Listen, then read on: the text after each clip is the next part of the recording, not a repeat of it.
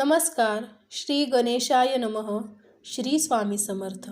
आता इंग्रजी नवीन वर्षाला सुरुवात झालेली आहे आणि इंग्रजी नवीन वर्षाला सुरुवात झाली की आपली मराठी सणांना सुद्धा सुरुवात होते.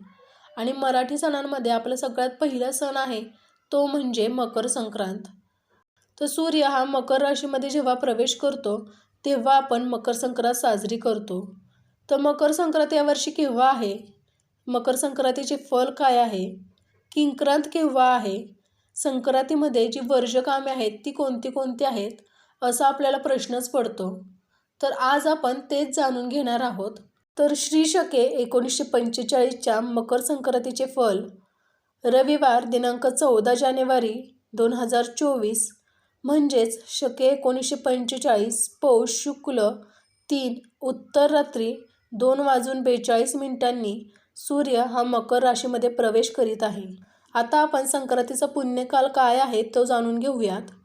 तर सोमवार दिनांक 15 जानेवारी 2024 रोजी सूर्योदयापासून सूर्यास्तापर्यंत आहे. सूर्याचे मकर संक्रमण विष्ट कर्णावर होत असल्याने वाहन घोडा असून उपवाहन सिंह आहे. तिने काळे वस्त्र परिधान केले असून हातामध्ये भाला घेतलेला आहे. हळदीचा टिळा लावलेला आहे. वयाने ती वृद्ध असून बसलेली आहे.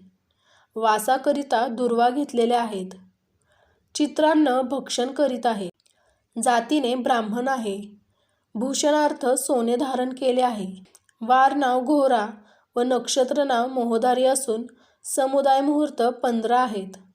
उत्तरेकडून दक्षिणेस जात आहे व नैऋत्य दिशेस पाहत आहे. आता आपण संक्रांतीचे फल जाणून घेऊयात.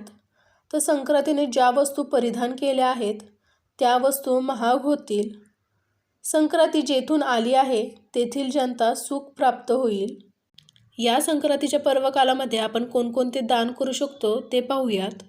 तर नवी भांडी, गाईला घास, अन्न, तिलपात्र, गूळ, तीळ, सोने, भूमी, गाय, वस्त्र, घोडा इत्यादी यथाशक्ती दाने आपण द्यावीत.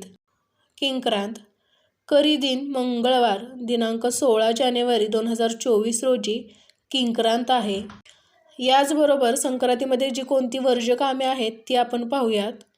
तर या संक्रांतीमध्ये दात घासणे, कठोर बोलणे, वृक्ष गवत तोडणे, गाई म्हशींची धार काढणे व कामविषयक सेवन ही कामे करू नयेत.